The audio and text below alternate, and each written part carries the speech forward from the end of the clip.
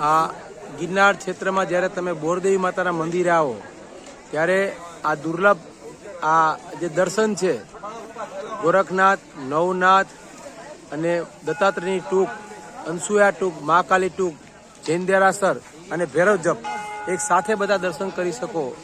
આ બોરદેવી જ્યારે તમે આવો ત્યારે આ ઝૂમ કરીને મેં તમને બતાવ્યું. તો મારી સાથે તમે દર્શનનો લાવો લેજો.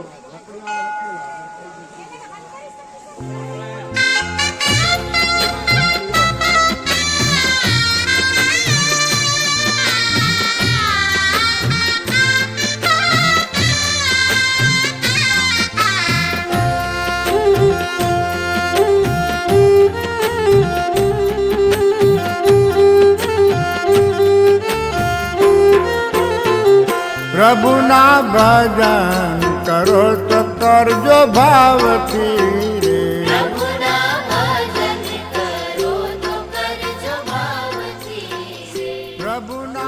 જ્યારે પણ તમે ગિરનાર આવો ત્યારે બોરદેવી આવો ત્યારે સંપૂર્ણ તમને ગિરનાર પર્વતના દર્શન થાય. ને આની પ્રદક્ષિણા જે છે ને એનો અલૌકિક લાવો છે એ સ્વયં તમે અનુભવ કરો ત્યારે તમે એને પામી શકો. તો જય ગિરનારી, જય ગિરનારી. તો ચાલો હવે આપણે બોરદેવી માતાના દર્શન કર્યા. હવે આગળ ભવનાથ તરફ યાત્રા ચાલુ. વિડીયો દ્વારા તમે પણ આનો એક અનેરો આનંદ છે ને લેજો. તો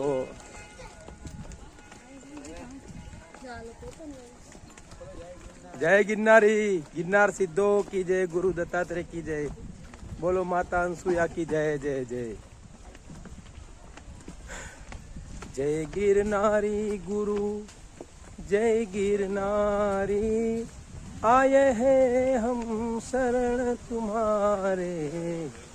जय गिरनारी, जय गिरनारी, जय गिरनारी गुरु, जय गिरनारी, आए हैं हम शरण तुम्हारे. जय गिरनारी. શરણે કોઈના થઈ જાય ને તમે પછીનો અનેરો આનંદ હોય છે. શરણે થવું ને એ જ મુશ્કેલ છે, બાકી બધું સહેલું છે. તો શરણાગત ભાવ જ્યાં સુધી તમારા જીવનમાં ન પ્રગટે ત્યાં સુધી તમારી જીવનયાત્રા અધૂરી છે. અને શરણાગત ભાવ જ્યારે તમે આવી કોઈ પવિત્ર ભૂમિ ઉપર આવો, તપોભૂમિ ઉપર આવો, જ્યાં અનેક મહાપુરુષોએ તપ કરેલા હોય, સાધના કરેલી હોય, સિદ્ધિ પ્રાપ્ત કરેલી હોય, તો તમે ક્યાંક લઈને જ ત્યાંથી જશો. જેવી રીતે ગાય પોદળો કરે ને નીચેથી ધૂળ સાથે લે એવી રીતે જ તમને અહીંથી મળે. તમારી પચાવવાની કેપેસિટી કેટલી છે, તમે કેટલું લઈ શકો છો એટલું દત્ત દયાળ અહીંયા દેવા તૈયાર છે. પણ નિસ્વાર્થ તમારી પાસે હોવો જોઈએ. નિસ્વાર્થ તમારી પાસે હોય ને તો તમને મળે. સ્વાર્થની વસ્તુ કોઈ તપોભૂમિમાં નથી મળતી. નિસ્વાર્થ તમને બધું મળે, કારણ કે નિસ્વાર્થ માટે જ મહાપુરુષોએ તપ કરેલા હોય છે અને એ સિદ્ધિને પામે. તો ગિરનારની પરિક્રમા અને આ ત્રીજી ટૂંક બોરદેવીના દર્શન કર્યા અને નિસ્વાર્થ પ્રેમ પ્રગટ કરનારું હોય એક તો આ ગિરનારની પરિક્રમા. તો પરિક્રમાના અનુભવો જે છે એ તમે જ્યારે સ્વયં અહીંયા આવો તો જ કથન કરી શકો, બાકી સાંભળવાનું રહે. તો સાંભળો, એમાંથી પણ જ્ઞાન પ્રાપ્ત થાય છે, પણ સાંભળ્યા વગર કાંઈ નથી મળતું. તો હરિનામ, નામ જપ, સેવા, દાન, ધર્મ, તપ આ બધીની જાગૃતિ તપોભૂમિ ઉપરથી થાય. તો જે લોકોએ તપસ્યા કરેલી હોય ને એના ત્યાં ઓરા પડેલી હોય, એની ઓરા આપણે ફ્રીમાં મળે જ્યારે અહીંયા આપણે આવીએ ત્યારે. તો વર્ષમાં એકવાર ગિરનારની પરિક્રમા થઈ શકે એમ હોય, અનુકૂળતા ટાઈમ હોય તો જરૂર કરજો અને જીવનનો અલૌકિક લાવો છે એ લેજો યાર. બાકી તો આપણો જન્મ થયો છે એટલે જવાના છે એ નક્કી છે, ફિક્સ છે, કારણ કે ત્યાં લખાવીને જ આવ્યા છે આપણે કે આપણે જવાનું છે. પણ જાતા પહેલાં ક્યાંક જો કમાણી કરી લીધી હોય ને તો એ કમાણીનો તમને ટેકો રહે. તો પૈસા તો તમારે મૂકીને જવાના છે, તમારી ભેગા ન આવે તો તમારી ભેગું શું આવશે? સત્કર્મ. તો સત્કર્મ તમારી પાસેથી ક્યાંથી પ્રગટ થાય? તો કોઈ સંતોની ભૂમિ હોય, જ્યાં તપસ્યા થયેલી હોય, જ્યાં સિદ્ધ મહાત્મા હોય પોતાના શ્વાસોશ્વાસની ક્રિયાથી આસન જમાવીને બેઠા હોય, એના સાનિધ્યમાં તમે જાઓ તો એ તપ જે છે એ શ્વાસની ક્રિયા દ્વારા તમે અનુભવ કરી શકો ને અનુભવ જે થાય ને એ જ તમને ઈશ્વરનો માર્ગ ખોલી નાખે.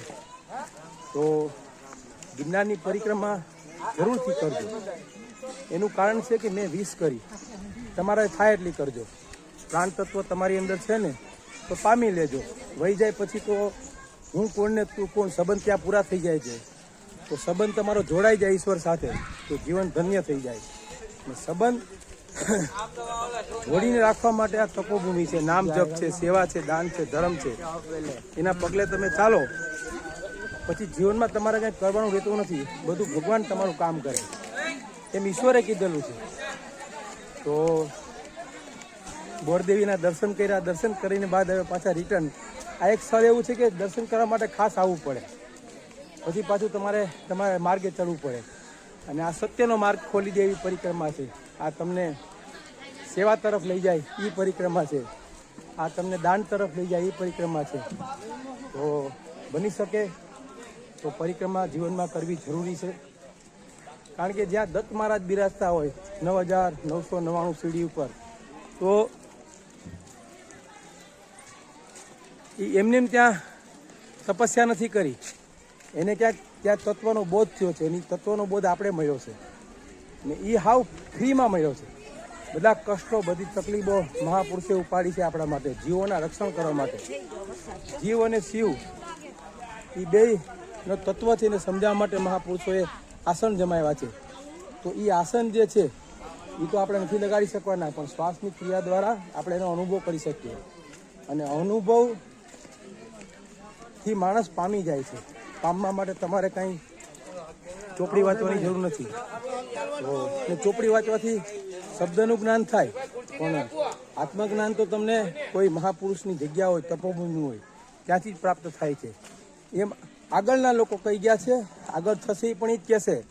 અને એનાથી જ આ સૃષ્ટિનું સંચાલન છે. તો ગિરનાર પરિક્રમા અને નવનાથ, સિદ્ધ 84, 52 વીર, 64 જોગણી, આ ઉલ્લેખો આપેલા છે.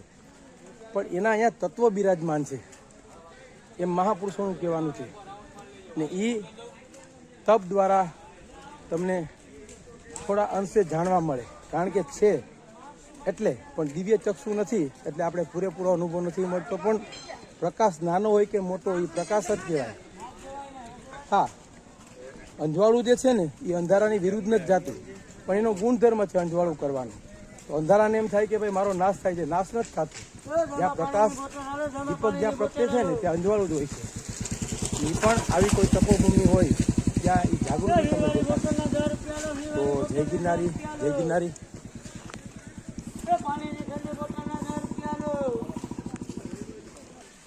તો આ અલૌકિક દ્રશ્યના તમે દર્શન કરો. મારી તો ચર્ચાઓ સાંભળી એના આદેશથી, પણ આ ભૂમિ છે ને એ પણ પાવન છે. આના દર્શન કરશો ને તોય જ્ઞાન થશે.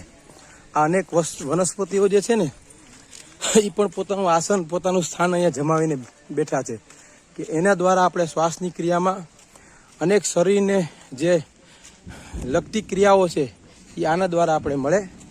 જે વનસ્પતિ ઓક્સિજન પોતે પ્રાણવાયુ લે અને કાર્બન ડાયોક્સાઇડ પોતે ખેંચી લે આપણું, અને ઓક્સિજન શુદ્ધ આપે એ આ વનસ્પતિ.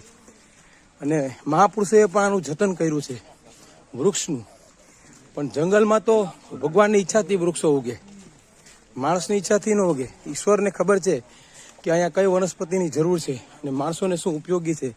એટલે ઝાડ આપણા રક્ષણ માટે અહીંયા આવે છે.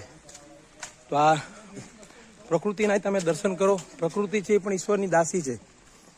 તો જય ગિરનારી તો બોલવાનું ભૂલવાનું જ નહીં. હરિઓમ તત્સત, જય ગુરુદત્ત. હરિઓમ તત્સત, જય ગુરુદત્ત. નિર્થક વાતોને સાઈડમાં રાખી અને તમારે અસ્તિત્વનું ધ્યાન ધરવાનું છે આ ભૂમિ ઉપર. કારણ કે વાતનો જે માહોલ છે એ તપોભૂમિથી પર હોય છે, અને એમાં તમે આવીને કરો તો તમે જે કરવા આવ્યો હોય એ રહી જાય. અને રહી જાય એટલે શું થાય? ખોટો ધક્કો ખાધો. શું કીધું? ખાલી ફોગટ. એટલે મહાપુરુષોએ પણ કીધું છે કે ફોગટ ફેરો નહીં કરતો, ક્યાંક કરી લેજે કમાણી. તો કમાણી કરવા માટેનું આ તપોભૂમિનું સાધન છે. અહીંયા ઈશ્વરને આરાધો. થઈ શકે એમ હોય તો નામ જપ કરો.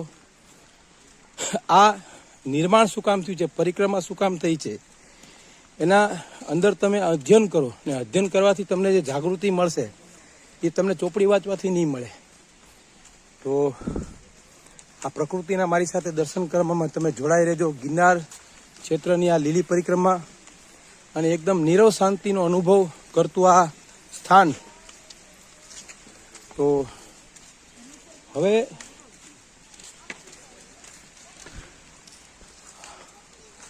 આ વનસ્પતિઓ તો જો,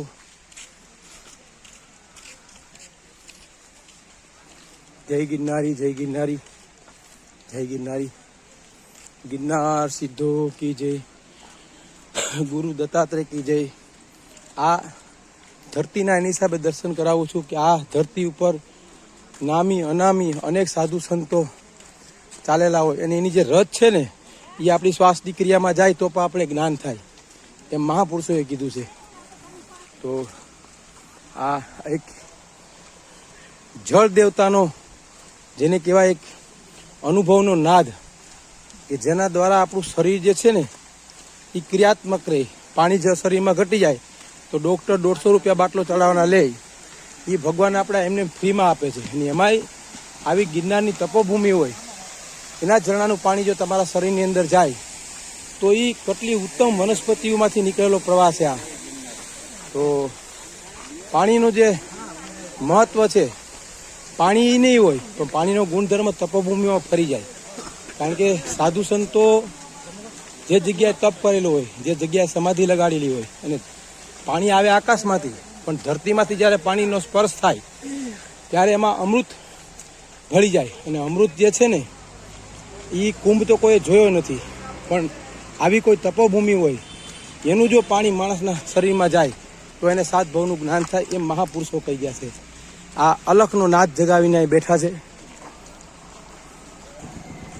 નાદ ગગનમાં એ ગાજે જોગીડા તારો, નાદ ગગનમાં ગાજે રે બાલુડા તારો, નાદ ગગનમાં ગાજે રે જોગીડા તારો, નાદ ગગનમાં ગાજે. સિંહ પર આસન માંડી સિદ્ધિ બતાવે એની કિંમત કોડી પ્રમાણે. હે મન પર આસન માંડી વિરલો બેસે, ઈ તો સૌના હૃદયમાં ભાવે રે બાલુડા તારો, નાદ ગગનમાં ગાજે રે જોગીડા તારો, નાદ ગગનમાં ગાજે.